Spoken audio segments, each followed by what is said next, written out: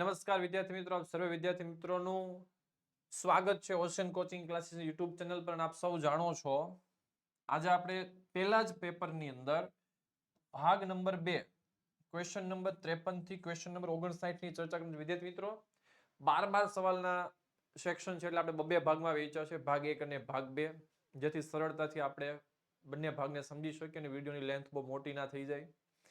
આજે આપણે ચર્ચા કરીએ બીજા ક્વેશ્ચનની. હું પ્રિતેશ સંઘાણી. વિદ્યાર્થી મિત્રો આજે આપણે સોલ્યુશન કરવાનું છે ધોરણ 12 ની અંદર BA ની અંદર સેક્શન ડી ની અંદર બે ભાગ પાડ્યા છે એ છેલ્લા 6 ક્વેશ્ચનની. આપ સૌ જાણો છો કે આલા અસાઇનમેન્ટ લોન્ચ થઈ ચૂક્યું છે. 300 રૂપિયા બજાર મૂલ્ય છે, પણ ઘરે બેઠા 290 માં તમે મંગાવી શકો છો. હોમ ડિલિવરી ફ્રી છે, નીચે લિંક આપી છે ત્યાંથી પણ મંગાવી શકો છો, અથવા તો તમે અહીંયા મોબાઈલ નંબર આપ્યો છે ત્યાંથી કોલ કરીને પણ મંગાવી શકો છો. ગાલા પ્રકાશને એક સ્માર્ટ ડિજીબુક એપ્લિકેશન લોન્ચ કરી છે. એની અંદર તમને બધી જ મટીરિયલ ફ્રી PDF સ્વરૂપે મળી જશે. આ એપ્લિકેશન ઇન્સ્ટોલ કરશો ત્યારે QR કોડ સ્કેન કરશો, એક્સેસ કોડ માંગશે, એક્સેસ કોડ એન્ટર કરશો, આ બધી ઇન્ફોર્મેશન એમાં ફિલઅપ કરશો એટલે એ એપ્લિકેશન ખુલી જશે. આપ સૌ જાણો છો કે અપેક્ષિત પણ લોન્ચ થઈ ચૂકી છે અને આ 21 ગલ અપેક્ષિત પ્રશ્ન સંગ્રહમાં 300 થી વધુની ખરીદી કરો છો તો 15% સુધીનું ફ્લેટ ડિસ્કાઉન્ટ છે. કોડ છે NAV15. 500 થી વધુની ખરીદી કરો છો તો 20% સુધીનું ડિસ્કાઉન્ટ છે. કોડ છે NAV20. મોબાઈલ નંબર પર કોલ કરીને પણ તમે મગવી શકો છો, અને જે લિંક આપી છે ત્યાંથી પણ મગવી શકો છો. હોમ ડિલિવરી ફ્રી છે.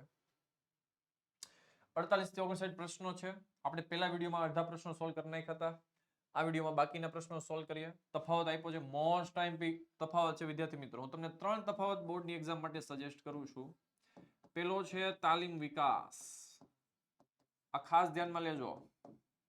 તાલીમ વિકાસ પછી હું તમને કહીશ વૈધિક અને અવૈધિક માહિતી સંચાર,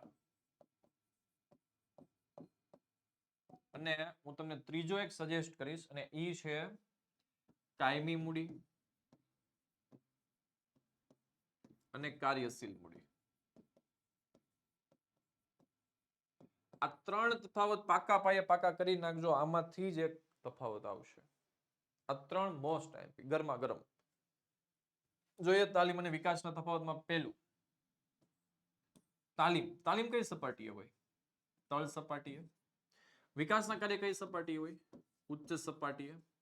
તો પહેલા અમુક કાર્ય કરવા કુશળતા મેળવવા માટે કર્મચારીને આપવામાં આવતું સૈદ્ધાંતિક અને પ્રાયોગિક જ્ઞાન કોને આપવામાં આવે છે? કર્મચારીને. કઈ સપાટીના? મેક્સિમમ તળ સપાટીના. એને કહેવાય તાલીમ. વિકાસ કોને કહેવાય? ઉચ્ચ સપાટીના સંચાલકોને વિભાગીય અધિકારીઓને આપવામાં આવતું સૈદ્ધાંતિક કે પ્રાયોગિક જ્ઞાન. ખાલી ચેન્જ એટલો છે, અહીંયા ઉચ્ચ સપાટી લખાણું છે અને કર્મચારી કે સંચાલક લખાણું છે, અને ખાલી કર્મચારી લખાણું છે, એટલે તળ સપાટીએ હોય છે. ઉદ્દેશ કર્મચારીની કુશળતામાં વધારો થાય, કાર્યક્ષમતા સુધરે. વિકાસનો ઉદ્દેશ અધિકારીઓ અંદર આંતરિક શક્તિઓ વિકસે, ભવિષ્યના પડકારો સામે ટકી શકાય તે માટેનું જ્ઞાન આપવામાં આવે છે. કેન્દ્ર સ્થાને તાલીમમાં કેન્દ્ર સ્થાને કાર્ય છે, અને અહીંયા શું છે જો ભવિષ્યની કારકિર્દી, કંપનીની કારકિર્દી અને સંભવિત પડકારો છે. સમય અને ખર્ચ. તાલીમ એ ટૂંકા ગાળાની પ્રક્રિયા છે, એટલે ઓછો ખર્ચો થાય. એકવાર તાલીમ આપો, કામ પતી ગયું. લાઈફ ટાઈમ આપણે જેટલો સમય કામ કરશે કર્મચારી એટલો ટાઈમ બેનિફિટ મળશે.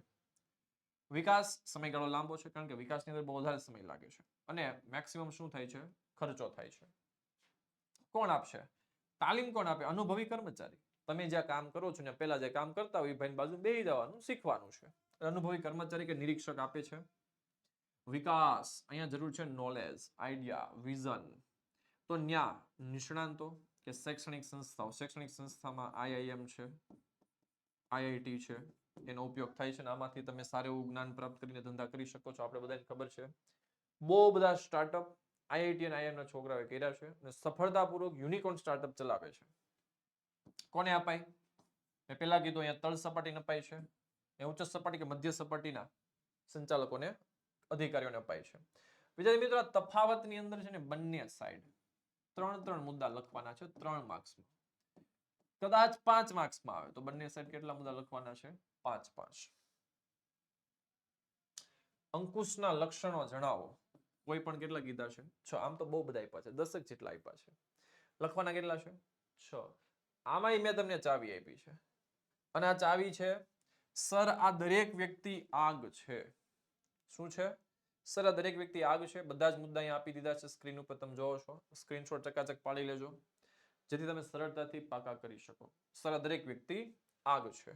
આમાં ઘણા બધા ક્વેશ્ચન છે જે 2 માર્ક્સમાં બને છે, વિધાન બને છે. આ સવાલ હરખો સમજી લેજો. 2 માર્ક્સના ઘણા સવાલ બને છે, ઇઝીલી યાદ રહી જશે. સતત પ્રક્રિયા છે, 1 માર્કનો ફરી 2 માર્ક્સનો સવાલ બની ગયો વિધાન. અંકુશ એ સતત ચાલતી પ્રક્રિયા છે. કઈ રીતે? પ્રવૃત્તિઓ ઉપર એકવાર અંકુશ રાખ્યા પછી કાયમ માટે બધું જ આયોજન પ્રમાણે થવું જોઈએ એવું ભૂલ ભરેલું છે. ભૂલ ભરેલું છે ને, કારણ કે કાયમ માટે કંટ્રોલ નથી રહેતો, પણ તમારે શું કરવાનું છે? એવું માળખું બનાવવાનું છે કે જેના કારણે કર્મચારીઓ કાયમ માટે પ્રવૃત્તિઓ જે કરે છે એની પર દેખરેખ રાખવી, વિચલન દૂર કરવા, પ્રયત્નશીલ રહેવું પડે છે. મેં આજે માળખું બનાવ્યું, તમને માળખું આપી દીધું, તમે ફોલો કરશો 1-2 દિવસ, પછી નહીં કરો તો એનો કોઈ મિનિંગ નથી. લાઈફ ટાઈમ માટે માળખું ફોલો થાય એના માટે તમારે પ્રયત્નો કરવાના છે, અને જે ઇશ્યુઝ ક્રિએટ થાય છે દૂર કરવાના છે, અને કાયમ માટેની જાળવણી કરવી પડે છે, એનો ખર્ચ થાય છે. એટલે કે ડિસિપ્લિન કાયમ માટે જળવાયેલું, એટલે કાયમ માટે તમારે અંકુશ રાખવો જરૂરી છે. એવું નહીં કે આ વર્ષે અંકુશ, આ વખતે નક્કી કર્યું ભાઈ 200 કરોડ રૂપિયાનું કંપની પ્રોફિટ કરશે, તો 200 કરોડનો પ્રોફિટ થઈ ગયો તો અંકુશ કાઢી ન નાખવાનો. નેક્સ્ટ યર નવા ટાર્ગેટ મૂકે 250 કરોડના, તો ફરી વખત નવા કંટ્રોલ સાથે કામ કરવાનું હોય છે. રચનાત્મક પ્રવૃત્તિ 2 માર્ક્સમાં પૂછાય છે. અંકુશ શા માટે રચનાત્મક પ્રવૃત્તિ છે? રચના એટલે ક્રિએશન. અંકુશ છે ને એ કર્મચારીને કંઈક શીખવે છે, ખાલી એની પર કંટ્રોલ નથી રાખતા. અંકુશ શું શીખવે છે? અંકુશ શીખવે છે કે કર્મચારીમાં જે આવડત છે અથવા તો જે ભૂલો કરે છે એ ભૂલોને સુધારે છે. આવડત છે તો એ સુધારે છે, અને આવડતને વધારે મજબૂત બનાવે છે. તો અહીં લખ્યું છે અંકુશનો સામાન્ય અર્થ કર્મચારીની કાર્ય સ્વતંત્ર પર તરાપ મારવો એવો કરવામાં આવે છે. હકીકતમાં માન્યતા કેવી છે? ખોટી છે. ખરેખર કર્મચારી તેમના કાર્યમાં આયોજન મુજબ કામ કરે તે જોવું, તે મુજબ માર્ગદર્શન આપવાનું કાર્ય કોનું છે? અંકુશનું. એટલે અંકુશ એ નિષેધાત્મક પ્રવૃત્તિ નથી. નિષેધાત્મક એટલે એની પર કંટ્રોલ કરવાનો, વહીવટ કરવાનો, એવું બધું. વિધેયાત્મક છે.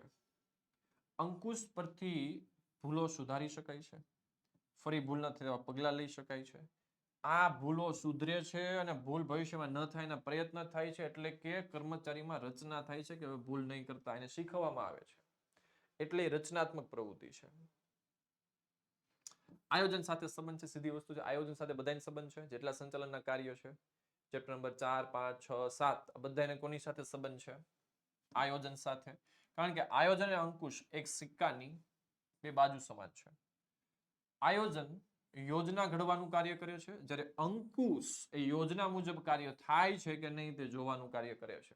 એટલે આયોજનનું કામ છે કે આમ કરશું, અંકુશનું કામ છે અમે કરાવશું. આ 2 વસ્તુની વચ્ચે તાલમેલ હોવો જરૂરી છે, એટલે બંને જોડિયા બાળકો સમાન પણ છે. દરેક સપાટીએ થતું કાર્ય વિધાન 2 માર્ક્સનું બની શકે કે અંકુશ દરેક સપાટીએ થતું કાર્ય છે. કઈ રીતે સમજી લ્યો. આપણી જે સપાટી છે, ઉચ્ચ સપાટી, મધ્ય સપાટી, તળ સપાટી, આ દરેક જગ્યાએ ઉચ્ચ સપાટી ઉપર કંટ્રોલ રાખે છે ધંધાના માલિકો. ઉચ્ચ સપાટી મધ્ય સપાટી પર નિયંત્રણ રાખે, મધ્ય સપાટી તળ સપાટીએ, જેથી બધા જ કાર્ય સારા થાય અને સંચાલકની જે ક્ષમતા છે એ સુધરે એવા પ્રયત્ન થાય છે. વ્યક્તિલક્ષી પ્રવૃત્તિ છે. કેવી પ્રવૃત્તિ છે? વ્યક્તિલક્ષી. અંકુશ એ વ્યક્તિ દ્વારા, વ્યક્તિ માટે અને વ્યક્તિઓની પ્રવૃત્તિ સુધારો કરવા માટે કરવામાં આવતી પ્રવૃત્તિ છે. તેથી કેન્દ્ર સ્થાને વ્યક્તિ કે માણસ છે, એટલે વ્યક્તિલક્ષી પ્રવૃત્તિ છે. અહીંયા તમારે ફોકસ કરવાનું છે માનવી દ્વારા, માનવી માટે, માનવી થકી કરવામાં આવતી પ્રવૃત્તિ છે. એટલે કેવી પ્રવૃત્તિ છે? વ્યક્તિલક્ષી પ્રવૃત્તિ છે. 2 માર્ક્સની અંદર મોસ્ટ આઈએમપી, આટલા બધા એમ કરું છું, સમજો આટલી આઈએમપી ક્વેશ્ચન છે. મોસ્ટ આઈએમપી એટલા માટે કહું છું કે સવાલ એવો આવશે કે સંચાલન આંતરિક પ્રક્રિયા છે, સોરી અંકુશ આંતરિક પ્રક્રિયા છે, વિધાન સમજાવો. એમ પણ પૂછાય અંકુશ શા માટે આંતરિક પ્રક્રિયા છે? તો જો આંતરિક બાબતો એટલે ધંધાની અંદરની, જેમ કે ઉત્પાદન, વેચાણ, ખરીદી, નાણાકીય, નાણાં, હિસાબી, કર્મચારી, આ બધા ઉપર અંકુશ છે ધંધાનો, માલિકોનો અંકુશ છે. જ્યારે બાહ્ય પ્રવૃત્તિ જેવી કે સરકારની નીતિમાં ફેરફાર, તેજી મંદી, લોકોના મનોવલણમાં ફેરફાર, ફુગાવો, કટોકટીની સ્થિતિ, આવી બધી સ્થિતિની અંદર કંટ્રોલ નથી હોતો. તો જ્યાં કંટ્રોલ નથી એ બધા પરિબળ કયા છે? બાહ્ય છે. 1 માર્ક્સમાં પૂછે છે કે બાહ્ય પરિબળો ક્યાં છે? ધંધાની અસર કરતા બાહ્ય પરિબળો જણાવો, તેમાં લખવાના છે 1 માર્ક્સમાં. રેડી? તો બાર ઉપર બાહ્ય પરિબળ પર આપણો કંટ્રોલ નથી. કંટ્રોલ ક્યાં છે? આંતરિક પરિબળ. એટલા માટે એને કહેવાય છે આંતરિક પ્રક્રિયા. પછી છે ગતિશીલ પ્રક્રિયા. સતત ચાલ્યા જ કરે, ઊભી નથી રહેતી. કારણ કે આ વર્ષે કામ પૂરું થયું, નવા વર્ષે નવા આયોજન, નવા ધ્યેય, નવું અંકુશ. ઊભું નથી રહેતું કામકાજ. અંકુશનું કાર્ય આયોજન સાથે સંકળાયેલું હોય છે. આયોજન અને અંદાજ ઉપર આધારિત સૂચિત બૌદ્ધિક પ્રક્રિયા છે. જુદા જુદા પરિબળોને અંદાજો બદલાય તે મુજબ આયોજનના લક્ષ્યાંકમાં ફેરફાર થાય છે અને તે મુજબ અંકુશની પ્રક્રિયામાં પણ ઝડપી પરિવર્તન કરવામાં આવે છે અને સતત ચલાવવામાં આવે છે. છેવટનું કાર્ય છે, આપણે બધાને ખબર છે, સંચાલનમાં સૌથી પહેલા થાય છે આયોજન. શું થાય છે? આયોજન. બીજું, આયોજન થાય ને પછીની એક વ્યવસ્થા બને. વ્યવસ્થા બને પછી એનું કર્મચારી વ્યવસ્થા, એટલે કે માણસો ભેગા કરવાના થાય. માણસો ભેગા થાય ને પછી માણસોને દોરવણી આપવી પડે, વ્યવસ્થા શીખવાડવી પડશે, આપણે કેમ કામ કરીએ છીએ. એ પતે પછી એની ઉપર કંટ્રોલ રાખવામાં આવે, એટલે કે અંકુશ. અંકુશ બધાની છેલ્લે છે. આ બધા જ કામની અંદર અંકુશનું કાર્ય છેલ્લે સુધી હોય છે. બધા જ કામમાં કંટ્રોલ એટલે કે નિયંત્રણ રાખવું જરૂરી છે. એટલા માટે કીધું છે કે આ કાર્ય કેવું છે? છેવટનું કાર્ય છે. આ ડિટેલ્સ મેં માહિતી આપેલી છે, મેં તમને ઇન શોર્ટમાં સમજાવી દીધી છે. જો કાયમી મૂડી અને કાર્યશીલ મૂડીનો તફાવત હમણાં જ મેં તમને સજેસ્ટ કર્યો હતો, જોઈ લઈએ. પેલા કાયમી મૂડી જોઈએ. કાયમી મૂડી એટલે કે લાંબા ગાળા માટે જે મૂડીનો ઉપયોગ થાય છે એને કાયમી મૂડી કહેવાય છે, એમ પણ કહી શકો તમે. અને ટૂંકા ગાળા માટે જે મૂડીનો ઉપયોગ થાય છે એને કાર્યશીલ મૂડી કહે છે. અથવા તો તમે ડીપમાં વ્યાખ્યા લખી શકો, જમીન, મકાન, યંત્ર, પ્લાન્ટ, ફર્નિચર, મશીનરી વગેરેમાં રોકાયેલી મૂડીને કાયમી મૂડી કહેવાય છે. અને કાર્યશીલ મૂડીમાં તમે લખી શકો છો કે ચાલુ મિલકતોમાંથી ચાલુ જવાબદારીનો વધારો, એટલે એને શું કહી શકાય છે? કાર્યશીલ મૂડી કહી શકાય છે. સમયગાળો, કાયમી મૂડીનો સમયગાળો લાંબો હોય છે અને કાર્યશીલ મૂડીનો સમયગાળો ટૂંકો હોય છે. કેમ? તો કે અહીંયા કાચો માલ સામાન, તૈયાર માલ સામાન, દેવાદાર, લેણી ઊંડી આ વગેરે મેક્સિમમ 1 વર્ષના જ હોય છે. આ બધા વહીવટ છે ને, દેવાદાર, લેણી ઊંડી બધા મેક્સિમમ 1 વર્ષના હોય છે, સમયગાળો ટૂંકો છે. કાયમી મૂડીમાં તરલતા ઓછી હોય છે, જ્યારે કાર્યશીલ મૂડીમાં તરલતા વધુ હોય છે. કારણ કે અહીંયા ટૂંકા ગાળા માટે તરલતા એટલે રોકડ પ્રવાહ. અહીંયા પૈસા ઇન્વેસ્ટમેન્ટ થઈ જાય જમીન, મકાન, યંત્રમાં, રોકડ પ્રવાહ નથી હોતો. અહીંયા તો બધો રોકડ પ્રવાહ છે ને, કારણ કે લખ્યું છે કાચો માલ, આ બધું વેચાઈ જાય, પૈસા મળી જશે. જોખમ, અહીંયા જોખમ વધુ હોય છે કાયમી મૂડીમાં. અહીંયા જોખમ ઓછું જોવા મળે છે. કેમ ભાઈ? અહીંયા જોખમ વધારે છે. કાયમી મૂડીમાં કોઈ ઇન્વેસ્ટમેન્ટ થાય પછી યુદ્ધની પરિસ્થિતિ, કટોકટી, જાહેર હુલ્લડ, ધમાલ, કુદરતી હોનારત તમારા જમીન, મકાન, યંત્ર, પ્લાન્ટ, ફર્નિચરને ઝીરો કરી નાખે છે. જ્યારે અહીંયા એવું નથી થતું. પછી જરૂરિયાત. જરૂર ક્યાં છે? જમીન, મકાન, યંત્ર, પ્લાન્ટ, કાચી મિલકત વગેરે ખરીદવા માટે છે. જ્યારે કાર્યશીલ મૂડીમાં જોખમનું પ્રમાણ ઓછું છે અને જરૂરિયાત એની ક્યાં પડે છે? કાર્યશીલ મૂડીની જરૂરિયાત રોજબરોજના ખર્ચા ચૂકવવા માટે કાર્યશીલ મૂડીનો ઉપયોગ થાય છે. પછી પ્રાપ્તિ સ્થાન આપ્યા છે. તમને પૈસા ક્યાંથી મળશે? કાયમી માટેના. પછી તમને ઘસારો આપ્યો છે. આમાંથી તમે કોઈ પણ મુદ્દા લઈ શકો છો, પણ વિદ્યાર્થી મિત્રો આપણે જરૂર છે માત્ર 3 મુદ્દાની બંને સાઈડ. એટલે તમને 7 મુદ્દા આપ્યા છે, 7માંથી જે સારા લાગે એ 3 મુદ્દા ઉઠાઈ લેજો. શેર બજારના 6 કાર્ય જણાવો. ઘણા બાળકો કે સાહેબ આ બહુ મોંઘું પડે છે, બહુ અઘરો સવાલ છે, તો જોઈ નાખી આજે નહીં તો ધોઈ નાખી જોઈ નાખીને. તો જો શેર બજારમાં પહેલું આપ્યું છે તરલતા. તરલતા એટલે રોકડ પ્રવાહ. શેર બજાર છે ને એક પ્રકારનો રોકડ પ્રવાહ છે. શેર બજારમાં રોકાણકારો ઈચ્છે ત્યારે જામીનગીરીઓ ખરીદી શકે છે અને વેચી શકે છે. એટલે પૈસો ફર્યા કરે, રોકડો કેશ ફરે છે. શેર બજાર તૈયાર બજાર પૂરું પાડતું હોવાથી આ શક્ય બને છે. એના સમયમાં ભારતનું બજાર ક્યારે ખુલે? ભારતનું શેર બજાર ખુલે છે 9 વાગે. 9 ને 8 સુધી પ્રી ઓપનિંગ સેશન હોય છે. 9:08 થી 9:15 વચ્ચે સેટલમેન્ટ હોય છે મોર્નિંગ સેશનનું. 9:15 લેવેચ ચાલુ થાય. એ લેવેચ 3:30 વાગ્યા સુધી ચાલે છે. આ સમયગાળા દરમિયાન તમે ખરીદ વેચાણ કરી શકો છો. 3 ને 31 ક્લોઝિંગ આવી જાય બજારનું, પછી લેવેચ થતી નથી. 3:30 પછી લેવેચ બંધ થઈ જાય છે. આ ભારત દેશની અંદર શેર બજારની લેવેચની પ્રક્રિયા છે, એટલે મતલબ ટાઈમિંગ છે જ્યાં તમે ખરીદી અને વેચાણ કરી શકો છો. જામીનગીરીઓનું મૂલ્યાંકન. જામીનગીરી એટલે શેર, ડિબેન્ચર, બોન્ડ વગેરેનું મૂલ્યાંકન બજારમાં થાય છે. અને મૂલ્યાંકન તમને કોણ આપે છે? તો કે જો જામીનનું મૂલ્યાંકન માંગ અને પુરવઠાને આધારે શક્ય બને છે. રોકાણકારો, સરકાર, લેણદાર, આ બધાયને લેણદાર કોણ છે? Debenture holder.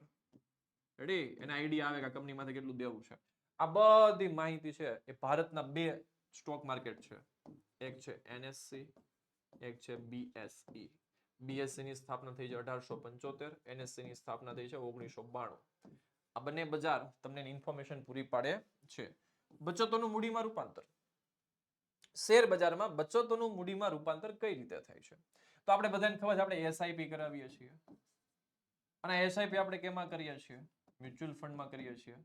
વિદ્યાર્થી મિત્રો, હાલની તારીખે ભારતમાં SIP ભરવા વાળા દર મહિને મ્યુચ્યુઅલ ફંડને 34,500 કરોડ રૂપિયાના ડેઈલી મંથલી બચત આપે છે. કેટલા આપે છે? 34,500 કરોડના સેવિંગ દર મહિને. આ લોકો કોક 1,000 ની SIP કરાવે, કોક 2,000 ની SIP કરાવે. SIP કોને આપે છે? મ્યુચ્યુઅલ ફંડ ને. ના મ્યુચ્યુઅલ ફંડ્સ છે ઈ શેર બજાર એટલે કે NSE અને BSE માં ઇન્વેસ્ટમેન્ટ કરે છે. આ તો અત્યારનો આંકડો કહું છું, ઓક્ટોબરમાં આવેલો આંકડો. આ દિવસે ને દિવસે વધવાનું છે. લોકોની બચતો મોટી મૂડીમાં કન્વર્ટ થાય છે. થાય છે કે નથી થતી? એટલે સમાજની વ્યક્તિઓ પાસે નાણાકીય બચતો છે તે જામીનગીરીઓમાં રોકાણ કરવા ઈચ્છે છે, તે સરળતાથી જામીનગીરી ખરીદીને વેચી શકે છે. મ્યુચ્યુઅલ ફંડ તમને પાછા તમારા નાણાં જોતા હોય છે તો આપી દેતા હોય છે. મૂડી સર્જનના મધ્યસ્થી છે. NSE અને BSE એની પાસે પોતાના પૈસા નથી, પોતાના ફંડ્સ નથી. એ શું કરે છે? તો જો હું તમને એક વસ્તુ સિમ્પલ સમજાવી દઉં. એક બાજુ છે કંપની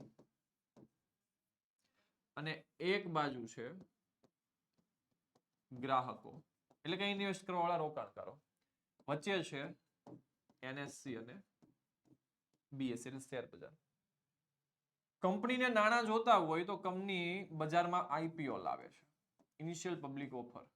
અને આ IPO પબ્લિક પાસેથી NSE અને BSE નાણાં કલેક્ટ કરે છે અને IPO માંથી શેર આપે છે. પબ્લિક પૈસા માર્કેટને આપે છે અને આ પૈસા માર્કેટમાંથી કંપની પાસે જાય છે. મતલબ નાણું છે જાહેર જનતાનું. કોની પાસે જાય છે? કંપની પાસે. આનો વહીવટ વચ્ચે કરાવે છે કોણ? NSE અને BSE. NSE અને BSE ના શું છે? મધ્યસ્થી છે. પોતાની મૂડી નથી અને મધ્યસ્થી છે.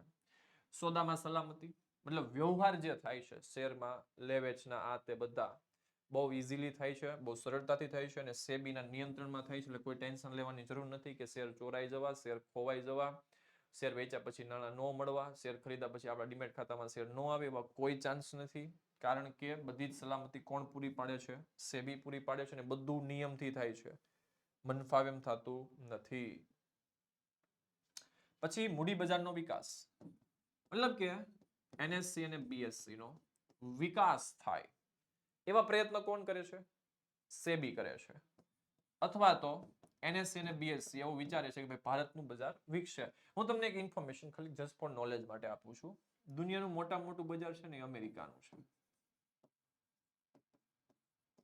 એના બજારની વેલ્યુ છે $52 ટ્રિલિયન.